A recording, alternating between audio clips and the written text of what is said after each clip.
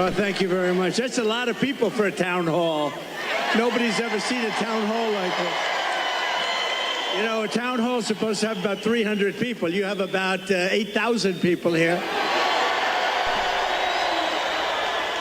And equally as important, you have about 8,000 people that are not here. They're walking away. But I think we have television outside, right? So they're watching from outside. Would anybody like to change places with them? I thought you were going to say that.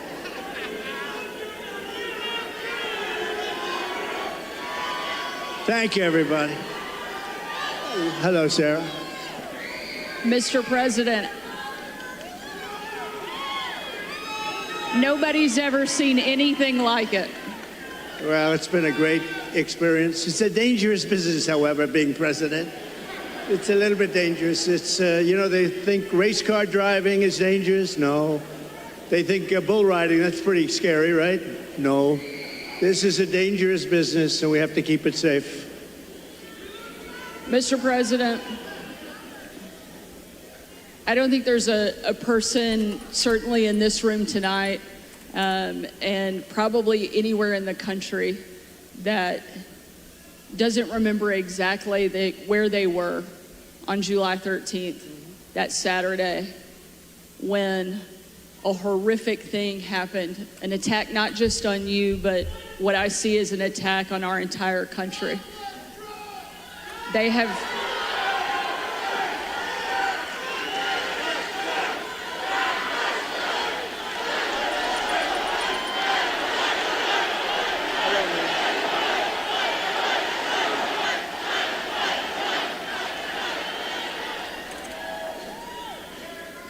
I joined with everyone in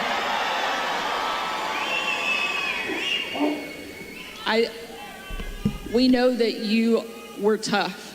We saw it every day on the campaign. We saw it when you were president. But I don't think anybody was prepared for what we saw that day. And now it's happened not once, but twice. You've literally taken a bullet for our country, and yet you keep fighting. You never give up. The reason that you're going to win in November is because America needs a fighter. And we've never needed a fighter more, and we've never had somebody more qualified to step in and lead our country than you. I'd love for you to tell us, why do you want to be president, and why do you continue fighting even after they keep attacking you every single day? So we ran, thank you, everybody. A lot of love in this room. I love you, you love me, and you love Sarah.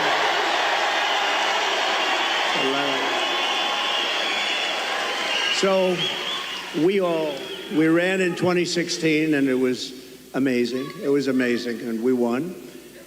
We then ran in 2020, and we did much better than 2016. People don't like to hear it, you know, oh, he's a conspiracy theorist, you know. We got millions and millions more votes. We did much better. It wasn't even a contest. I was telling one of the papers, they said, what was the difference? I said, well, the difference is we did much, much better the second time. But we had a lot of things happen. We know what those things are. So what difference? Because now in like 48 days or whatever it might be, we're going to do something that will be, I don't think it's going to shock the world, actually. I think the world is going to be maybe prepared already. In Europe, they want it to happen. Even though they would not prefer dealing with me in terms of the economics, they still want it to happen because the whole world is blowing up, and they know it's not going to blow up if I'm president here. But, so we did great. And honestly, if I didn't do great, if we know what happened, and if that didn't happen, if I didn't do well in 2020, I wouldn't even think about doing this. But we did phenomenally well, and bad things happened, and we're not going to let it happen again. And now, I'll tell you, so 2016, a lot of spirit. 2020, we had unbelievable spirit. And then we got let down because what happened should never be allowed to happen in this country again. But I have never seen the spirit like I've seen right now for this race. Never, ever.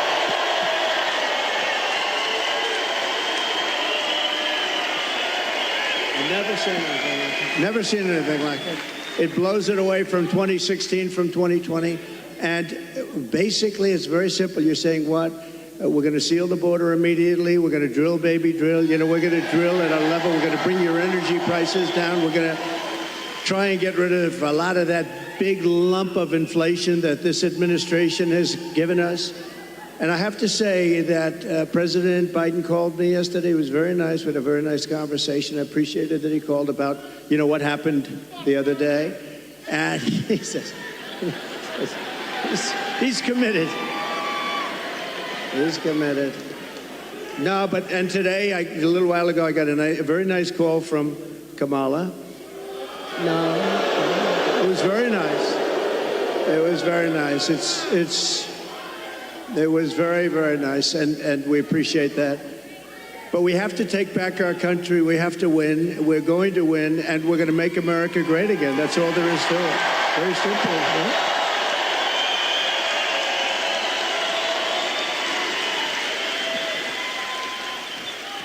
I think it's safe to say that this crowd will all be voting for you.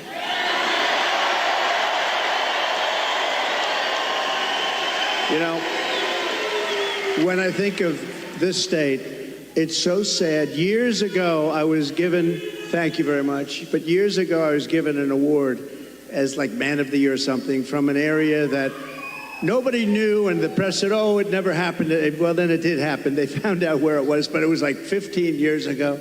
A beautiful area, but nobody remembered it. Nobody remembered it all. All of a sudden, like through a miracle, they found out it did exist, and it was there. And I had the speech, and the speech was, don't let them take your automobile industry away. They're taking your automobile industry away, and I don't know why you're doing it. Now, I wasn't a politician. I was an entrepreneur. I was a real estate developer, doing great, having a lot of fun, doing a much simpler life than this. Who would think that a developer's life is simple, but it's a lot simpler than this. But I said, don't let them do that, because here I am in Michigan, and I was getting an award, and I'm making a speech. I'm saying, what am I going to say? But I just watched Common Sense. I saw them leaving for Mexico, leaving for China.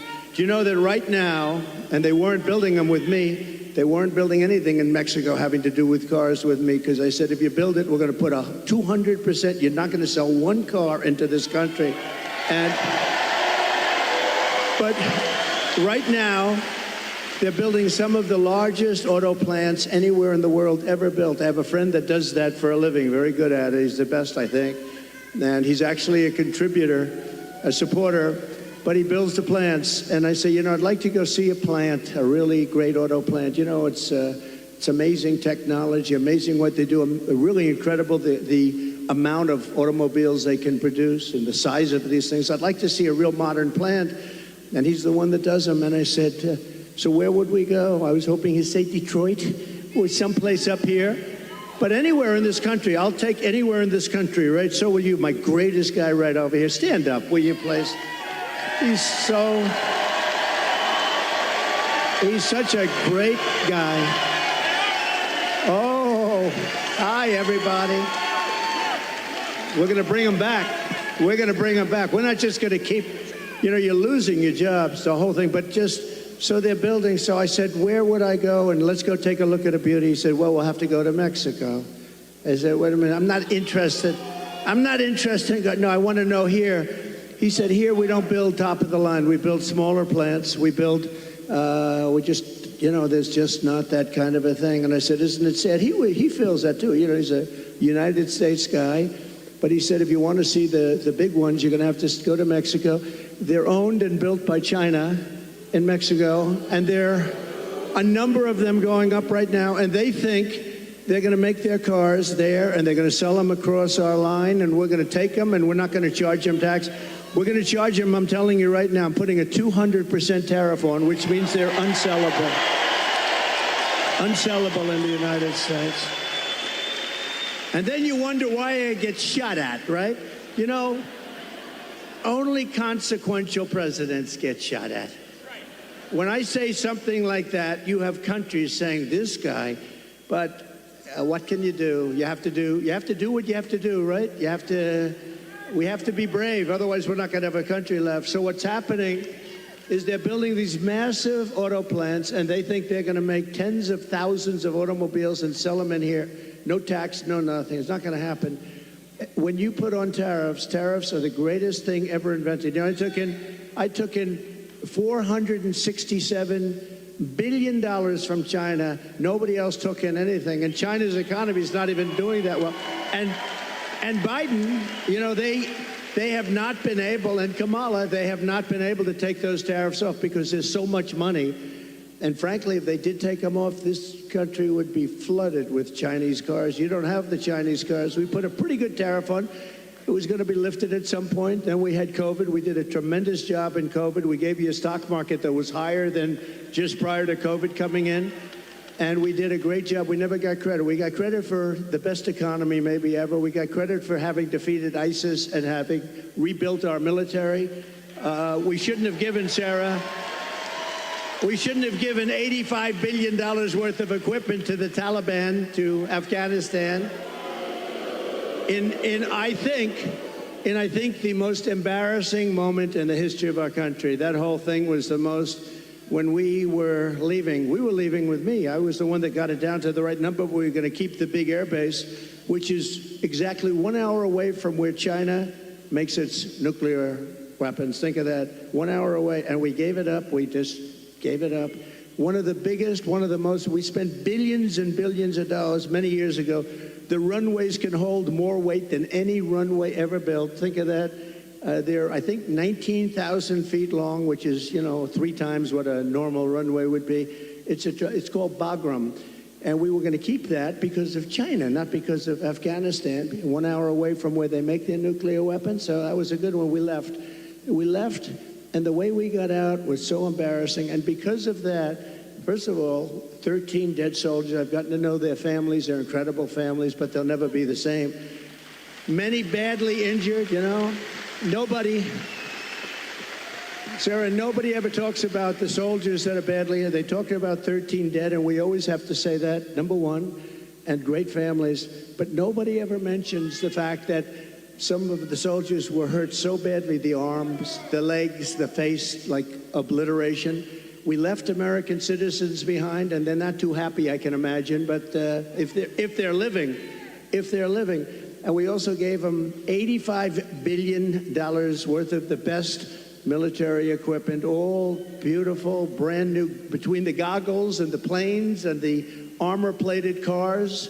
We gave them armor-plated trucks and cars and vehicles and so much. And they're one of the largest sellers now today of military equipment in the world. They're selling this stuff. 777,000 rifles and guns. Think of that. How do you have that anyway? Who would put that?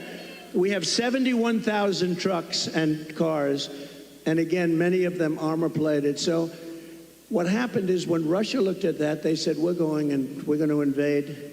We're going to go into Ukraine. If that didn't happen, I don't think, and I guarantee you, if the election were a straight election, we won that election, we should have won that election, everybody knew we won the election,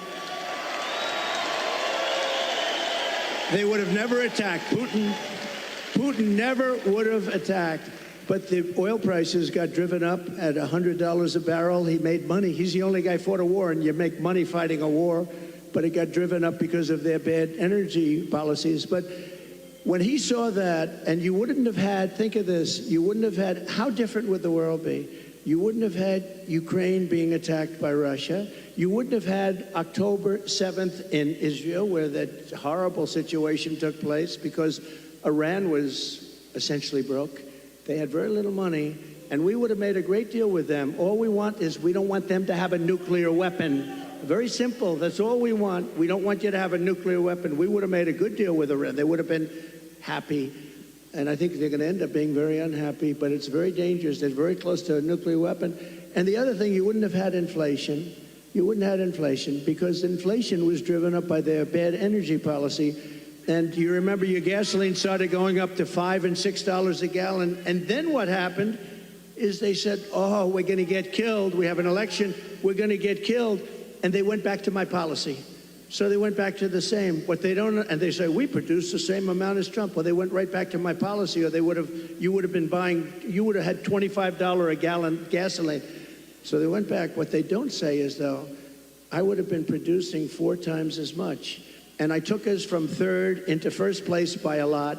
But we have more liquid gold under our feet than any other country in the world, including Saudi Arabia, including Russia.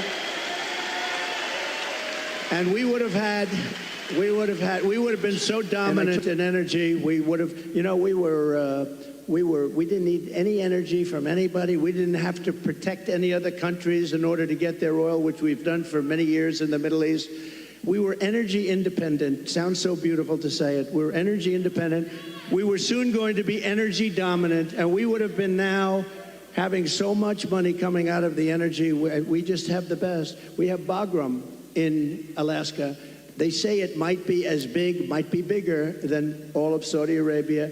I got it approved. Ronald Reagan couldn't do it. Nobody could do it. I got it done. In their first week, they terminated it. Check that one out. Bagram. Check that one out. Think about this.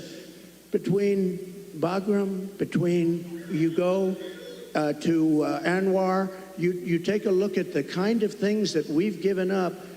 We should have that air base. We should have that oil. We would have had a whole different country. But to give up Anwar, to give up the biggest air base, military air base in the world, and they left it in the dark of night with the lights on, and they did leave the dogs behind. There are a lot of people, they say, what about the dogs? They left the dogs behind.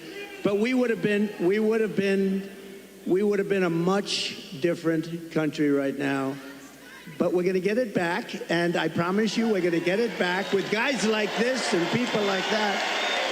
And Sarah, just one thing, because this is the world's longest answer to an otherwise simple question, but the difference is I give an answer that's productive as opposed to an answer that is not very productive, right? Like in the debate.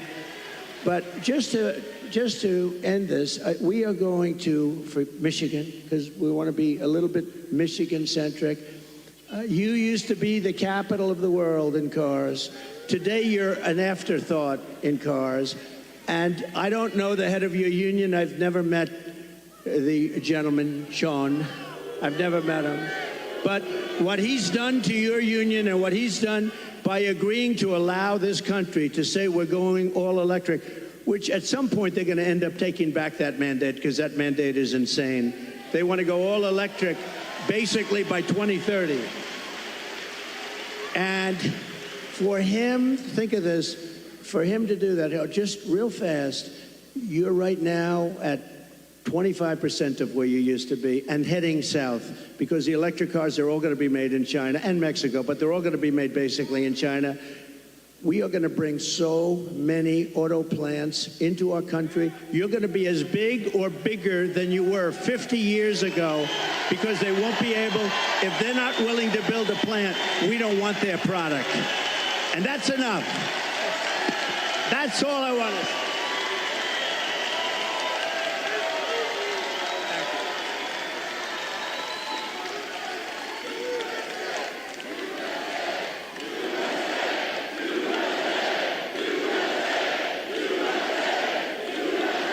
And it'll happen fast. It'll happen very fast. I think it's safe to say that Michigan is happy that you're going to be president again.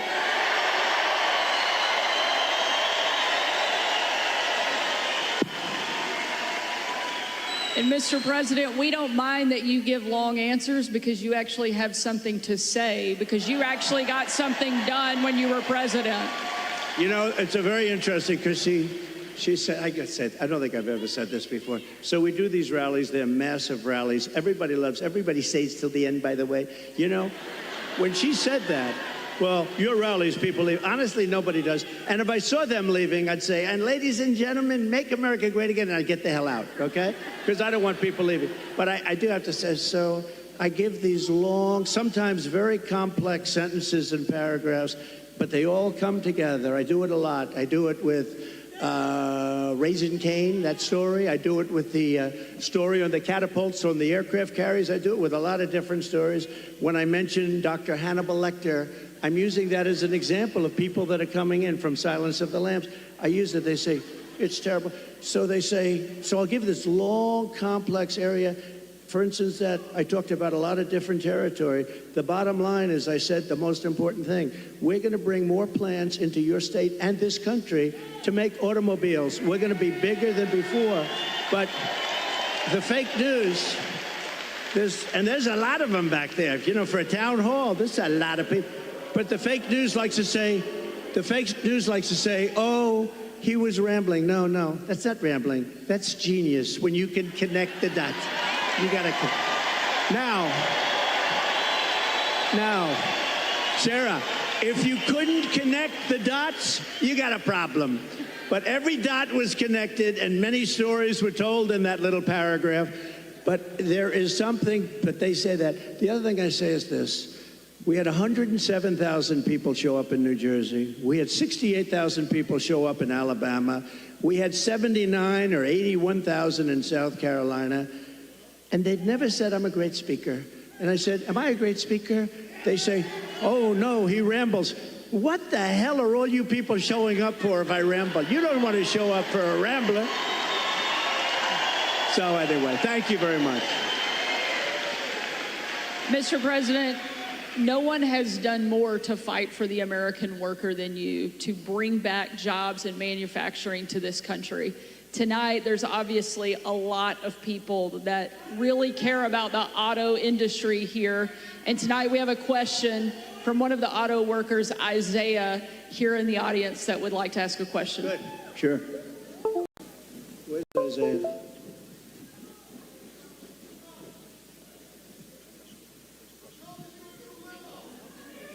Thank you. Thank you very much. Thank you. We'll build a brand new beast. We're going to build a beast right here. Thank you. Thank you very much. Thank you. Thank you. Yes, sir. Thank you, Mr. President, for having us here tonight. I just want to let you know that I've attended one of your rallies. I did not leave early, and I did not fall asleep. Just want to let you know that, sir. I did not do it. I did not do it. I didn't see anybody else doing it either, sir. My name is Isaiah. I'm a third-generation UAW worker, working hard to build trucks here in America. Yes, yes. Get ready. You're going to be doing plenty of it. Thank you, sir. Thank you, sir. I work for Ford, and you actually came and visited the plant that I work at. That's right. You did. And my question to you, sir, is what do you see as the major threats to the future of Michigan manufacturing auto working jobs, and what will you do to eliminate those threats, sir? Okay, so I'll get into another little bit of a long answer, because when you say major threat, to me we have one really major threat that's called nuclear weapons. We have other countries that are hostile to us. They don't have to be hostile to us. I always say if you have a smart president, you'll never have a problem with China, Russia, or any of them, okay? I got along great with Putin. I got along great with President Xi. I got along great with Kim Jong-un of North Korea. Everybody said, oh, you can't get along with him. He liked me. I got along great with him, and he has a lot of nuclear force. But you essentially have 5 countries, and you're going to have more. Whether you like it or not, you're going to have more. It's the single biggest threat to the world, not only Michigan, to the world. And you're not going to care so much about making cars if that stuff starts happening. And we have people that are not good at negotiation. The war should have never happened. President Biden, I want to be nice. Yeah, he was so nice to me yesterday, but you know, in one way, I sort of wish the call wasn't made, because I do feel he's so nice. I'm so sorry about what happened and all that, but I have to lay it out. We have very important, and the same with Kamala today. She could not have been nicer. But the fact is, we have to have people that are respected by the opponent, by the other side, by other countries that have this. Even Pakistan has nuclear weapons. We have countries, India has a lot of nuclear force. We have countries that have tremendous nuclear power. And when I hear these people talking about global warming, that's the global warming you have to worry about. Not that the ocean's going to rise in 400 years, 1/8 of an inch, and you'll have more seafront property, right, if that happens. I said, is that good or bad? I said, isn't that a good thing? If I have a little property on the ocean, I have a little bit more property. I have a little bit more ocean. But the fact is that it's a tremendous problem, and we are closer to World War III today than we've ever been. And the difference is, and I say this a lot, this isn't army tanks going back and forth and shooting at each other. This is obliteration. The power of these weapons, and I'm the one that revived it, and I hated to do it, but, you know, we had stuff that was 48 years old. They didn't even know if it worked. We have incredible stuff. So does Russia. China has much less, but they're going to catch up over 4 or 5 years. It's the single biggest threat by far to civilization, and nobody talks about it. They talk about global warming. Used to be, remember? Used to be global warming. You know, they changed the name. You know why? Because the planet's getting cooler now. So now what they call it is climate change, because that covers everything. See, climate change, if it gets hot, cooled, you know, these people, I don't know if they're for real, but if they're not, they're covered by the words climate change. If it gets cooler, that's good. If it gets hotter, that's good. Global warming wasn't working so well. But the single biggest threat, okay, now let's assume we have a really smart president, and that's not going to be a threat because we have a lot of power. Doing business with China is a good thing, but you have to have a fair deal. Doing business with Russia, they have so much in terms of minerals and things. The size of their land mass is like 4 times bigger than the United States. The minerals and things they have, we can do great business, and you keep everybody happy. You can solve that problem. But let's talk about the local problem. The local problem is that you have countries stealing your business. Mexico is a very big one. Mexico, this year, we have a deficit with Mexico of $250 billion. Think of this. With Mexico, little Mexico, you think of it as a little innocent place. We're losing our ass to Mexico. China, you don't even have to talk about. We have over $1 trillion this year. I was charging them numbers that were unbelievable, and now he's just totally given up the ghost. And we're going to lose $1 trillion in deficits to China. $1 trillion. That's not sustainable. We're going to turn it all around, and we're going to do it through taxation and tariffs. It will be done in 24 hours, and it'll change the whole planet. Just so you know, Sarah, China became powerful because they charge. They don't call them tariffs. They call it a tax. They don't call it tariffs. The word tariff is a beautiful word to me, but to a lot of people that don't understand, it's not a beautiful word because you have a lot of people that are paid off by these countries. They're taking care of these countries, and they don't care about destroying the United States. They want millions of dollars in fees and consultation, but we will, literally in a period of 24 hours, we can change the whole trading of the whole world. They've taken advantage of our country for years. I stopped it. I stopped so much of it. And then we had a focus on COVID, which a lot of people said was put in there for a reason. You know, it came out of the Wuhan lab, which I said right from the beginning. All of you know. It didn't come out of a cave. They said a cave. It didn't come from France. They blamed France. They blamed, I call it the China virus because I like to be accurate, you know? They call it the Spanish flu. They call it all different names when something comes from a country, except for China. We have to call it COVID. What the hell does COVID mean? The China virus. And a lot of people think they did that because they were not happy with me as president. I actually had a great relationship with President Xi. And in his own way, he probably liked me the most, but maybe or maybe not. I saw that Putin the other day endorsed Kamala.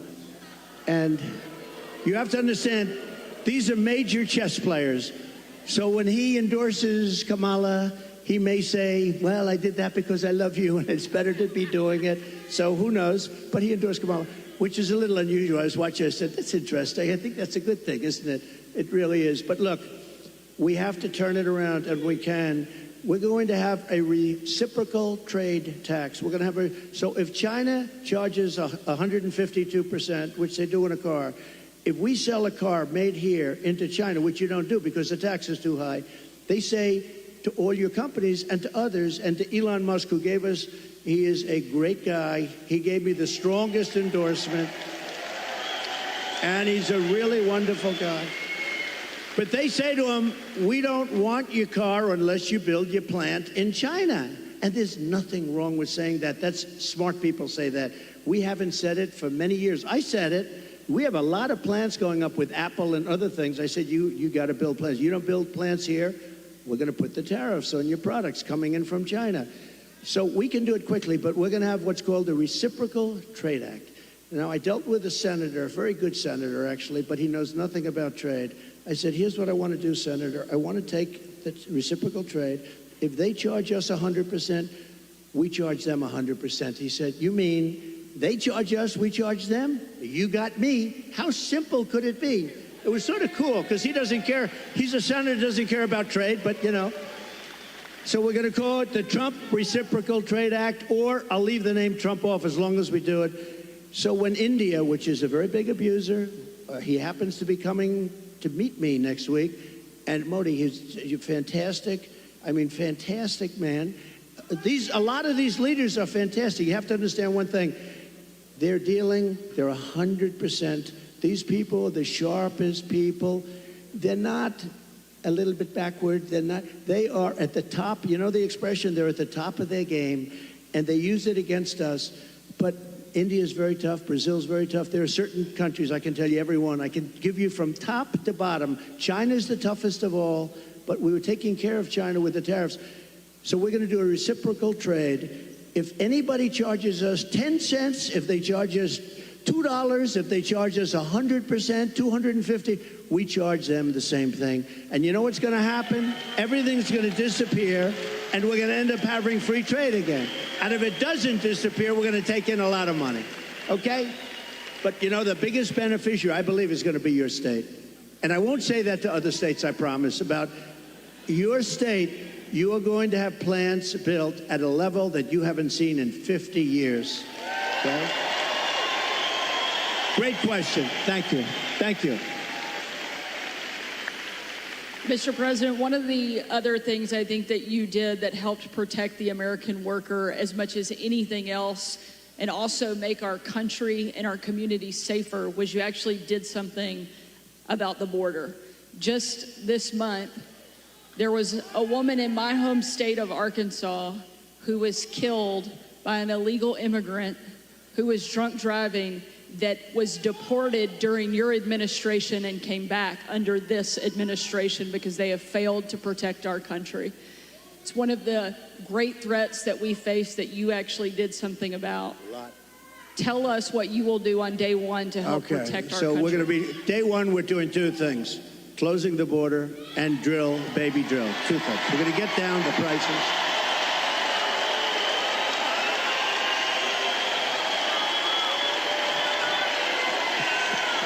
Thank you.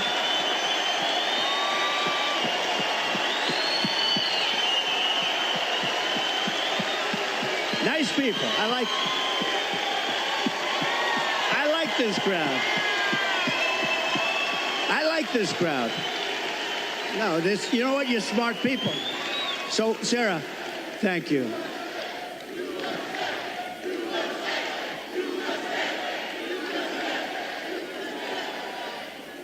So, over the last couple of years, I've been talking about the border. I got elected in 2016 because of the border. But that border was peanuts compared to what this border is. That border was like a safe border compared. And I did it. I did a great job. And it also includes drugs, came to much lower. Look, unless you have the death penalty for drug dealers, you'll never get rid of the drug problem. Put that through your head, okay? Put that through your head. And I don't know if our country's ready for it. When I was with President Xi, and again, until COVID, I had a great relationship. Once that happened, I really didn't want a relationship because $60 trillion, millions of dead people all over the world. I was not exactly thrilled with him. But before that, I had a great relationship. And I said, do you have a drug problem? No, we have no drug problem. Oh, how come? Death penalty, immediate. I said, what does that mean, immediate? Immediate, we have what's called a quick trial. You know what a quick trial is? Like in one day, the trial is over. Over here, it'll be 25 years. They'll get some nice liberal lawyer, and they'll have it tied up for 25 years. The guy dies of old age. So, but they have a death penalty. In Singapore, they have a death penalty. In a lot of countries, they have a death penalty. You sell drugs because the average drug dealer kills during his or her life 500 people. The average one. The big ones, much more. But when you hear that, when people start to hear that, And I set up blue ribbon committees. I put, nice people, dilettantes from New York and from Los Angeles, people that know nothing about drugs, and they're dealing with very smart people. These dealers are smart as hell. They're tough as hell, and they make a fortune. They make a fortune. And if you don't have the death penalty for drug dealers, you're just wasting your time. Now, we can keep it down, and we can do better than we're doing now, and a lot better than we're doing now, because what's happening now is out of control. But we had the lowest human trafficking, mostly in women, I hate to say, mostly in women, but we had the lowest human trafficking in 32 years. You know my favorite chart, the chart I put down. When I look to the right, that'll be my all-time favorite chart in history. That was basically a chart showing what a good job I did on immigration. But even if it showed I did a bad job on immigration, it will be my all-time favorite chart, because I wouldn't be here right now if I didn't look over. Let me see that. That was not good. My all-time favorite chart. Blue, yellow, red. It was beautiful. Oh, there it is. There it is. There, that was good. These guys are very good back. That's a good. The interesting thing, it's always on my left. It's at rallies. It's always on my list. I only do it about 15, maybe 20% of the time, so I don't do it much. And it's always at the end of a speech. But it's always here. For some reason, they dropped it here. It was at the beginning of the speech, the very beginning couple of sentences. And I turned like a deer bolting, I guess, right? They say good hunters say this. Every once in a while, a deer will bolt prior to the shot. And I don't know, I guess mine was a form of, but I turned around to look at it. It was right here, behind me, actually. And my head was at a perfect angle. It got me. But if you got to be hit, that's the best place. Although it's blood. The doctor, I said, how come so much blood? He said, the ear bleeds more than it. I said, I'll take it. I'll take it. But it was an amazing thing. And I have to say, because I have to, while we're on the subject, because people do like to talk about it. A few days ago, we had an incident. I have to say, Secret Service did a hell of a job. They really did. They caught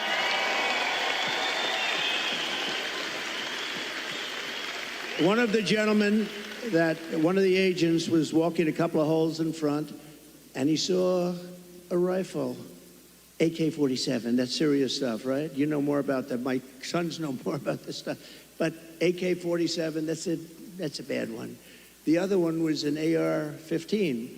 This was an AK-47. And he saw the barrel of the gun coming out from a bush. Can you believe it? This guy was all set. He was all set to do his number. And there was no talk. He didn't say, hello, what are you doing here, please? And he ends up getting shot himself. He took his gun, started shooting him. And this guy ran. No, great job. I don't know if where is he? Not here, right? These guys do a great job. Now, they do need more people, and they've been complaining about that for a long time, but he did a great job. But you want to know another sort of a miracle? So the guy is now running for his life, and he's got a car a block away or whatever.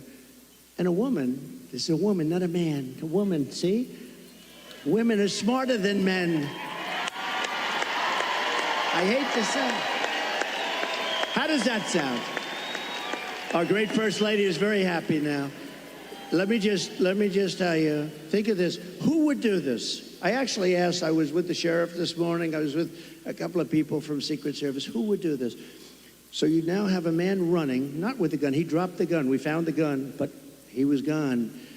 And a woman driving in a car saw a man on the street, pretty busy street, running, and she followed him.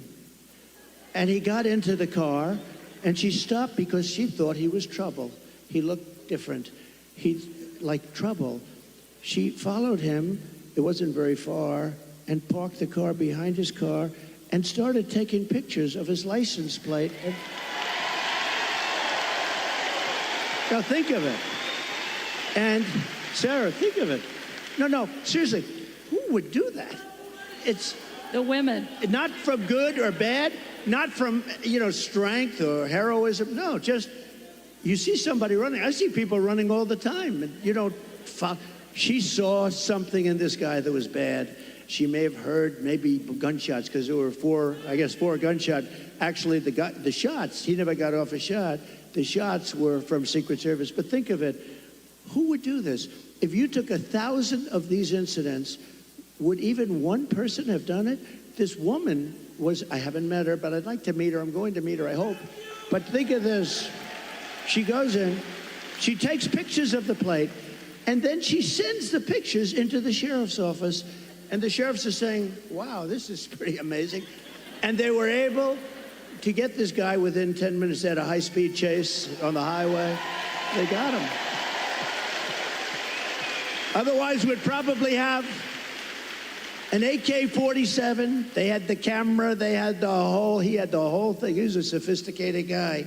He even had the serial number taken off the rifle, the gun. But think of this. So we'd have all the stuff. But I'd be walking around saying, I wonder where this guy is. Is he in this audience? We would have a maniac out there. This woman was unbelievable. Because I actually asked the sheriff, if it happened 1,000 times, would anybody have done that? He said, maybe, but not much, not much. So she did she was really amazing, amazing job. Well, we're glad she did. I think there are a couple takeaways there. One, the women of this country love Donald Trump and are going to make sure we do our part.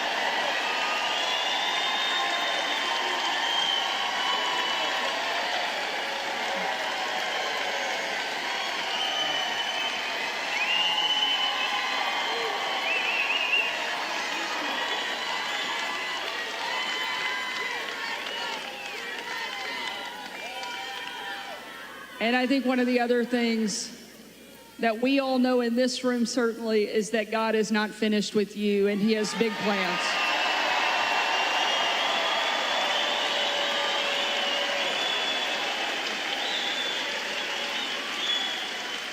Sarah, I just want to say one thing. So when I heard about this tonight, I said, so where am I speaking? Michigan, good. I like Michigan. I want to talk about cars. I love talking about the cars because it's so simple. It's so ridiculous that this is happening. You don't want the electric. You do want electric cars, 7%, 8%. Elon makes a great product. But you know what? And I've driven. His car is incredible. Other cars are incredible. But you have a little thing. But you want to have gasoline-propelled cars. You want to have hybrids. You want to have all sorts. They say a new one is going to be hydrogen. Who the hell knows? They said it has a slight problem. It blows up. And if you're in the car, that could be a little problem. But you want to be able to have whatever it is, whatever the market is and all that stuff. But they said, sir, you're having a town hall tonight. And I said, a town hall? What the hell? They want a rally. They don't want a town hall. Town hall. And I said, so who is the host? Because host or hostess. And they said, Sarah Huckabee Sanders. And I said, oh, that's good. I like that. But I figured, Sarah, I love these rallies. You go and you say, we will make America great. Everyone's going crazy. We had one the other night. But you know what? Can I be honest? This was more fun than a rally today. This was fun. This was good, right? This was very good. We're going to take another question from the audience. Maybe the only job in the country harder than being president of the United States is being a mom, especially under this administration, because they're making everything harder. And tonight we have a mom here in the audience, Barbara, that's behind us, that has a question for you. Hi, Barbara. Hello back there.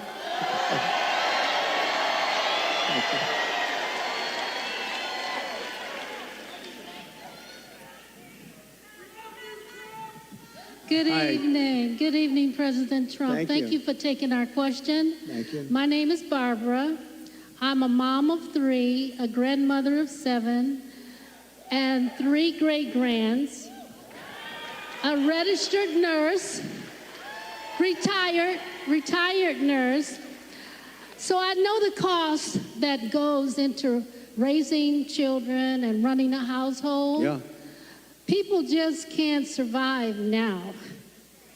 How are you going to bring down the cost of food and groceries? Good. Very good. Thank you.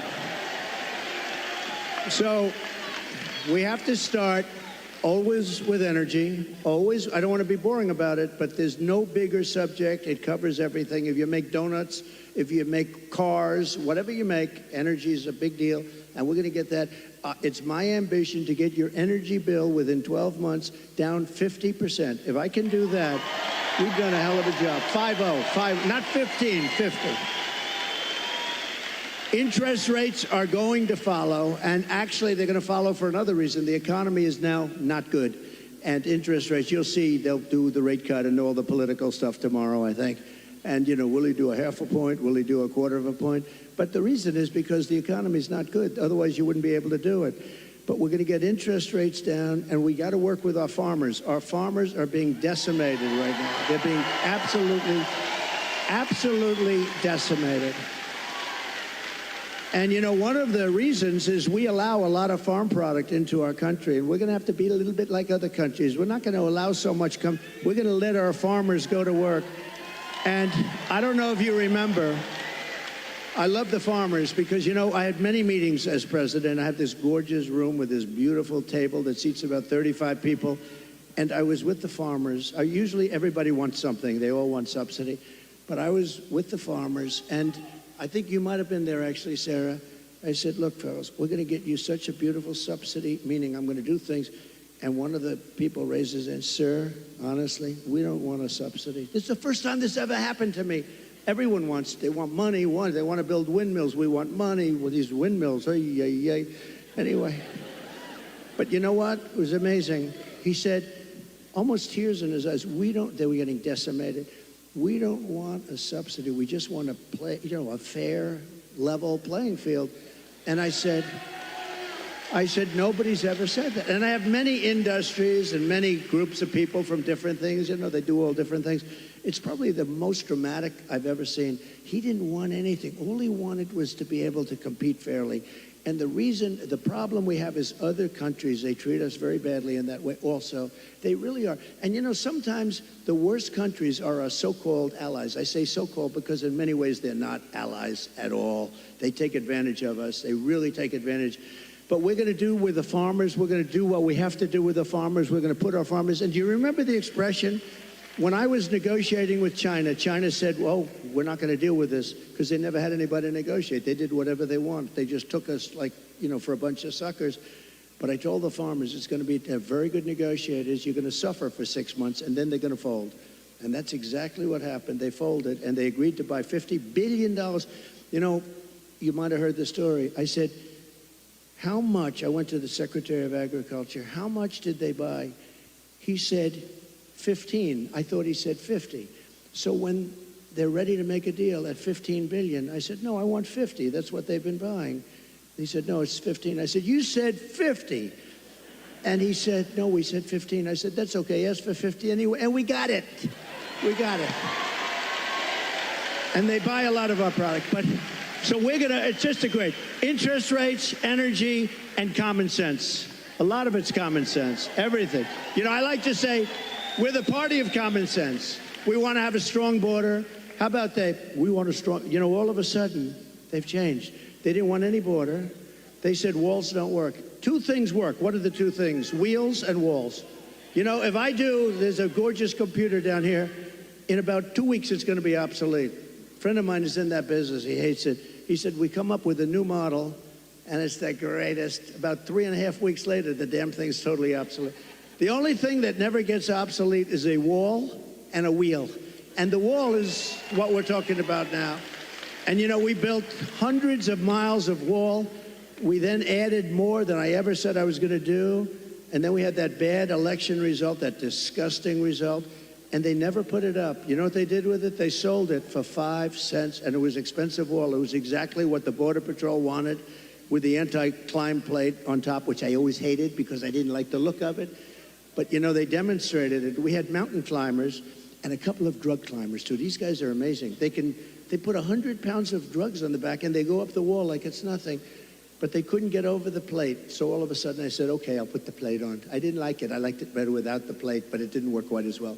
So this is what we did. We had it. We had the best. We had a thing called Remain in Mexico. You don't have to be a genius to know Remain in Mexico is a very good thing. And you think that was easy to get. I think Tijuana, Mexico was probably the fastest growing city in the history of the world. Okay, they had hundreds of thousands. They couldn't come in. When they got in, they let everybody pour into our country. The border, just to finish with the border, when I talk about energy, to me it's exciting, but to a lot of people it's not. But it gets exciting because we'll bring down your costs, all that. But what people want to hear, and I believe when I got elected, I believe it was the border that was the biggest thing, and I fixed it, and I did a great job. And I wanted to mention it in 2020, and my people would say, sir, nobody cares about the border. They don't care because I had it fixed. Now I got to fix it again. I believe the border is of the greatest interest. When you look at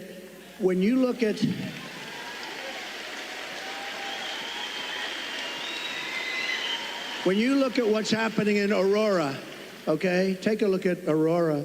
When you look at what's happening in Ohio, the great state of Ohio, I love it. I'm way the hell up. I wish I was up 18 points in your state, but we are up. We are up. I think when people hear what I have to say, I don't know how you can possibly lose it. I'll tell you this, and I'll say this for Michigan.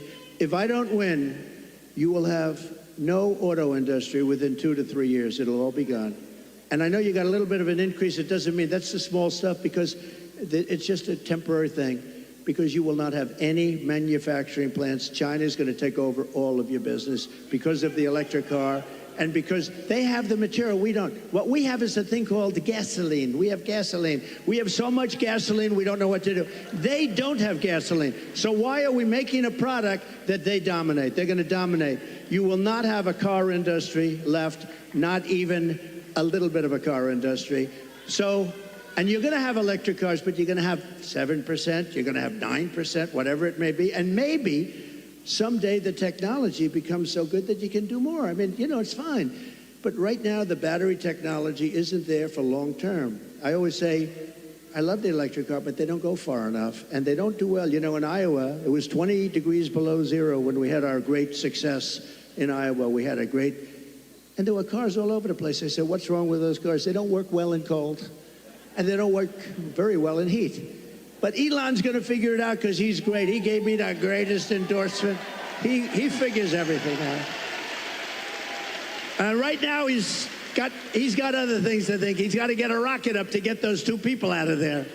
I said, Elon, let's get going. No, they're relying on Elon to get the 2 people. Who would like to be up there right now saying we're coming back home maybe in February? So that was not so good. But Elon will solve the problem. He's great guy. And he loves this state, and he loves your whole, everything you're doing here. And he's done a fantastic job. He really has. And if he didn't endorse me, I would not be saying that, okay? I wouldn't be saying that. Thank you. We've got time, I think, for just one more question. When you were president, you built one of the strongest economies our country's ever seen. One of the ways you did that was by passing the largest tax cut in American history. We have a question from Willie who wants to ask you something about taxes and what you're going to do. Good evening, Hi, Willie. future President Trump. I'm a local contractor in this town. He's a cool-looking guy, too. He's better looking than you. I'm a local contractor in this town, and I live here my whole life. And I'm going to tell you, I'm kind of concerned about crucial Kamala's tax increase. Can you outline for the people what you plan on doing about taxes? Great. It's a great question. Look, she's going to double up your taxes. She wants to terminate the Trump tax cut. Just that is going to lift up your taxes by 44%. Just that one move. And remember, I have it so that, like, if you're a farmer or a small businessman, you have no inheritance tax. They're going to give that up. They're going to give everything. A lot of people don't realize. A lot of people didn't talk about it, but if you have a small business, if you have a farm someplace, a lot of farmers, they have beautiful land, but they don't have the cash, and they leave it to their children, and they're so proud of their children, and the children end up going bankrupt because they have to borrow money to pay off the estate tax. There is no estate tax, and that's something that nobody even talks about, but that's saved a lot of families from having to sell their farm or losing their farm. But But she's got one thing that's incredible, an unrealized capital gain tax. That will drive every business out of the United States. So what that is I don't know how they can possibly administer. The only ones that are going to make money are appraisers and accountants. So they're taking a business, might have not a lot of money, but it might have great land, and they're valuing it, and what was it this year compared to next year? You got to put down a value, and then you got to go out and you have to pay tax, even though you haven't sold anything. It's the craziest thing I've ever heard, and I don't know how any rich person or any person that's in business can even think of supporting her. It's the craziest thing I've ever heard. So, and they're going to raise the capital gains tax, Willie, a lot. Now, as far as regular, people are going to have to pay a lot more tax. Your taxes, she said, 70 to 80%. Some people will pay 70, 80%. You have to understand, a lot of these people are international business people. A lot of these companies are international. They don't care if they're here or someplace else. They go for the best deal. They go for their shareholders. If they raise the taxes like that, they go to other countries. You know who got a lot of our companies is Ireland. Years ago, they took our pharmaceutical industry because they gave them a better deal. They will leave our country. They will leave all those jobs that we created. And I want people to pay fair taxes and all of that. But she's going to be raising your taxes to 50, 60, 70%. And it's not sustainable. And even for the companies, if they have to pay too much, they're going to leave the country and you're not going to have any jobs. So we have to be very, very careful about it. We have to be very, very careful. And I have to tell you that this has really been an honor. This will be the most fun of any state because we're going to bring back an industry that you can do it. You know, we're going to bring back an industry. And mark my words, if for some reason some tragedy happens, because it would be a tragedy beyond the auto business for the whole country, I really believe that. If a tragedy happens and we don't win, there will be 0 car jobs, manufacturing jobs. It will all be out of here. And that includes South Carolina. That includes other places that are competitors of yours. You won't be making cars here anymore. You won't be making anything in our country anymore. We're going to bring it all back. But the one, and I say this, and I said it to another state the other night, and I said, this is not a good thing to say to another state, but I said, Michigan's going to be the most fun because you're so set up for greatness. All you need is somebody smart at the top to say, you can't flood our market with cars. You just can't do it. And if I say you have to pay 100%, you know China pays a big, but I didn't do the big number yet. But if I say you have to pay 100 or 200%, it doesn't matter because I'm going to say, second sense, I hope you don't mind this. However, if you build your plant in Detroit, or if you build it in Michigan, or if you build it anywhere in the United States for that matter, it seems to be the right location, but we're going to have more fun. So I'm telling them about Michigan, and I'm saying, you know, the story's getting a little bit long because I'm talking about Michigan. I happen to be in another state, but everybody loved it because they know you. You're recognized for this. We're going to get, now, they go from paying 100% tariff to paying nothing. All they have to do is build their factory and spend their hundreds of millions of dollars in your state. This will be like taking candy from a baby. It'll happen first, and you get the credit. I'm going to give you the credit.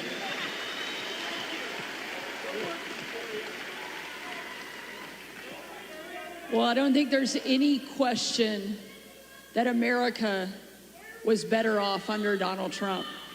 And we know that it's going to be even better the second time around.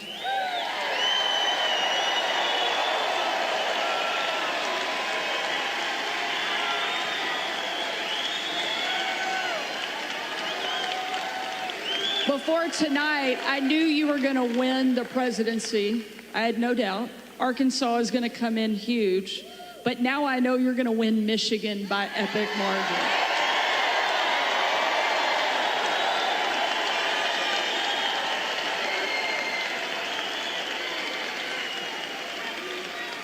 Ladies and gentlemen, we need you to show up.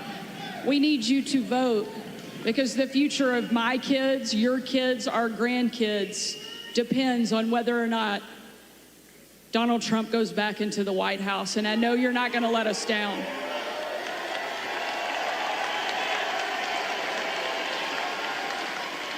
More importantly, I know President Trump is not going to let us down because he's shown us time and time again that no matter what comes at him, no matter what the left throws at him, he's going to get back up and keep fighting for this country that he loves so much. Thank you, Mr. President. Thank you, sir. Thank you, sir. Thank you very much.